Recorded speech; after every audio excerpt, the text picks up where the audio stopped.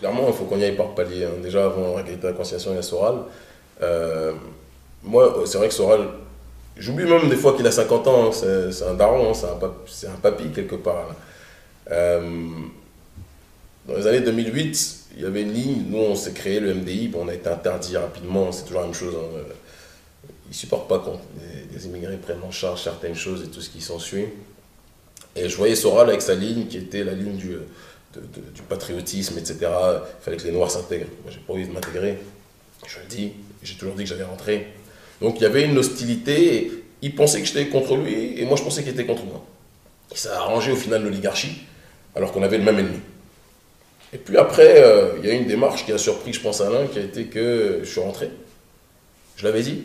Moi, c'était pas un truc, c'était pas une vue de l'esprit. Je l'ai toujours dit, mais j'attendais le bon moment. C'est-à-dire que le travail politique que j'ai effectué a suscité l'intérêt d'autres personnes qui par la suite m'ont sponsorisé. Mais c'était un travail qui mérite salaire. Donc c'est à partir du moment où il y a eu la possibilité de le faire que je suis rentré, tout simplement. Et quand Alain a vu ça, je pense qu'il a eu une autre grille de lecture sur ma personne. Moi-même, à partir du moment où j'ai vu qu'il lançait des appels ou des réflexions, moi-même, je me suis un peu plus renseigné sur lui parce qu'au final, on se connaissait en surface. Et on s'est rendu compte que, au final, on avait plus de choses en commun que de choses qui nous opposaient. Évidemment, il y a des choses qui m'opposent de manière viscérale, hein. C'est-à-dire que sa vision de l'Afrique et la vision de Bernard Lugan, je ne la prendrai jamais au sérieux, personnellement. Et de la même façon que moi, je ne prends pas la responsabilité de parler de la Bretagne, parler de la France, etc. Je pense que quand on est, entre guillemets, nationaliste ou patriote, quelle que soit sa patrie, d'accord, nous, dans le projet panafricain, la patrie, c'est on souhaite avoir les États-Unis d'Afrique, c'est pas les États-Unis d'Amérique, ça n'a rien à voir. Il faut juste étudier dans le fond les choses. Évidemment que on est censé respecter le travail de l'autre, le travail de celui qui se bat pour son peuple. Et j'ai compris que Soral, en réalité, se bat pour son peuple, clairement. Après, il essaye d'éviter la guerre civile pour son peuple. Donc, il est dans une logique d'équation. On va parler de réconciliation, parce que c'est soit réconciliation ou opposition. Moi, je suis dans une démarche d'une ligne médiane, qui est la logique de rapatriement. Parce que je pense que la première frontière, le premier obstacle au mondialisme, c'est l'enracinement. Et qu'on ne peut pas dire, on peut pas se dire anti-mondialiste. Moi, je suis ni altermondialiste ni mondialiste, je suis anti-mondialiste. Mais malheureusement, le mondialisme nous a, comment dirais-je, pénétré d'une façon ou d'une autre. Je parle le français, c'est une forme de mondialisme. Quand on parle de la colonisation, du colonialisme, c'est une forme de mondialisme. Et j'essaye de limiter cela. Vous comprenez ce que je veux dire? On ne peut pas critiquer, certains critiquent beaucoup les harkis.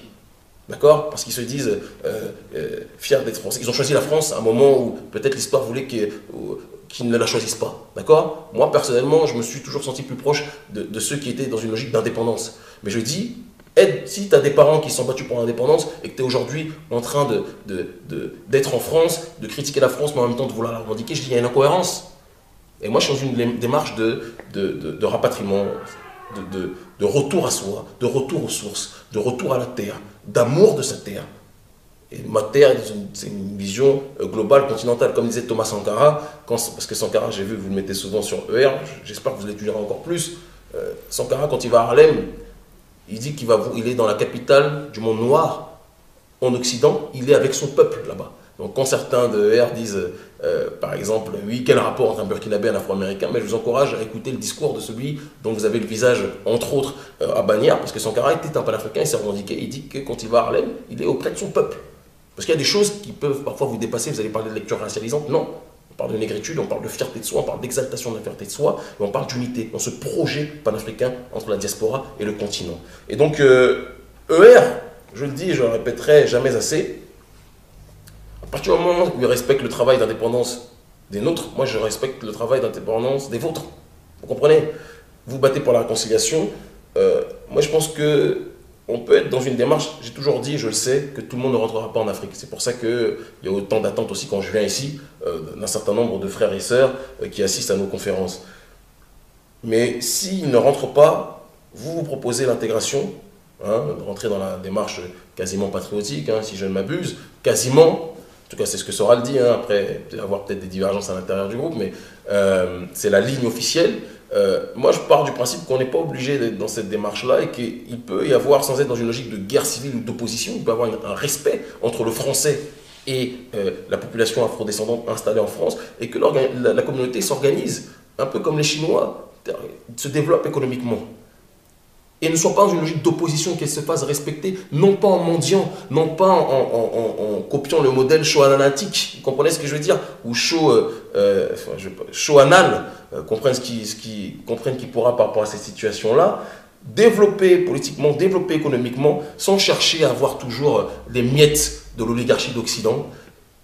C'est une ligne médiane dans laquelle, je pense, l'organisation à laquelle j'appartiens, la nation de l'islam, essaye de développer un certain nombre de choses. La nation de l'islam, le ministre Farrakhan appelle ceux qui sont natifs d'Afrique à rentrer en Afrique.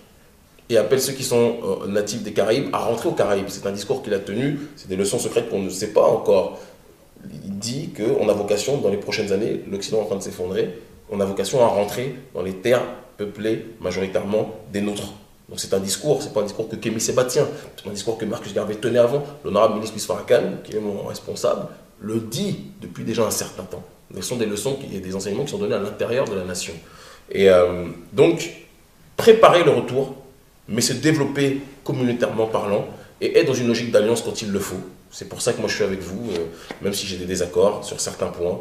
Et on a le même ennemi. On aura l'occasion, on aura toute la latitude tôt ou tard de parler de ce qui nous sépare. On en parlera. Moi je le dis, je ne loupe jamais l'occasion de dire que j'ai des accords. Quand tu me parles de Bernard Lugan, il y a des trucs qui me font rigoler. Et après vice versa, vous avez le droit aussi. Hein. Sauf que moi la différence, là où est ma cohérence, c'est que je ne me permets pas de parler de la Bretagne. Je ne me permets pas de parler de l'accord. Je vous laisse à vos responsabilités. Voilà. Et ce que je trouve parfois dommage dans ER, c'est que après, il faut différencier le site de réinformation d'égalité et de réconciliation, qui est un site de réinformation extraordinaire, il faut le dire, et l'organisation politique qui parfois se permet de parler de choses qui ne la concernent pas. Voilà. Moi, c'est mon point de vue. Et je pense que c'est dans ce cadre-là, moi quand je parle généralement, c'est toujours lié à quelque chose qui a trait à ma communauté. Ou quand je parle à l'extérieur, c'est parce que ça va avoir des répercussions sur ma communauté. Voilà. Et donc c'est ce qui me sépare de la vision que ER a de l'Afrique, que je n'aurai jamais. Et j'ai souvent de la peine pour... D'ailleurs, il n'y a pas beaucoup de Noirs non plus qui sont à ER, c'est aussi quelque chose qu'il faut rappeler. Mais pour les quelques Noirs qui répètent parfois le discours luganiste de l'égalité et de la réconciliation, j'ai mal au cœur pour eux. Marlis, c'est pas grave. C'est la vie. Bernard Lugan n'est pas un de nos cadres.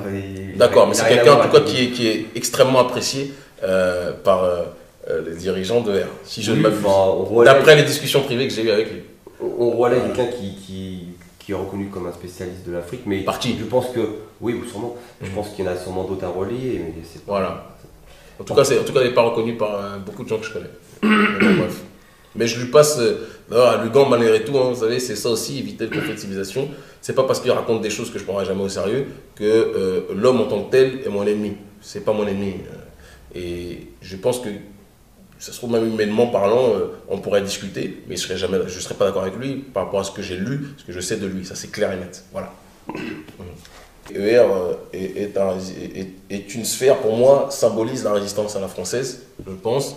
J'ai la possibilité d'avoir des alliances avec des militants syriens, j'ai la possibilité d'avoir des alliances avec des Iraniens. Vous comprenez ce que je veux dire? J'ai des militants qui, peu de temps après la mort de Chavez, sont partis, par la grâce du Tout-Puissant, sont partis au Venezuela.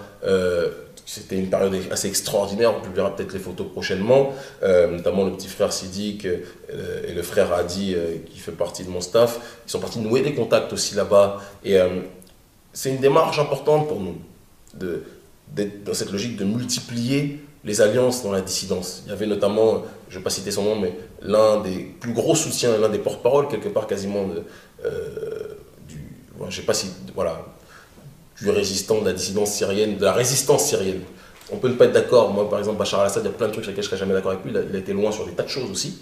Soyons clairs. Mais entre lui et l'oligarchie, j'ai fait mon choix. De la même façon qu'entre Gbagbo, pareil, Gbagbo, je ne me reconnais pas dans plein de choses que Gbagbo faisait.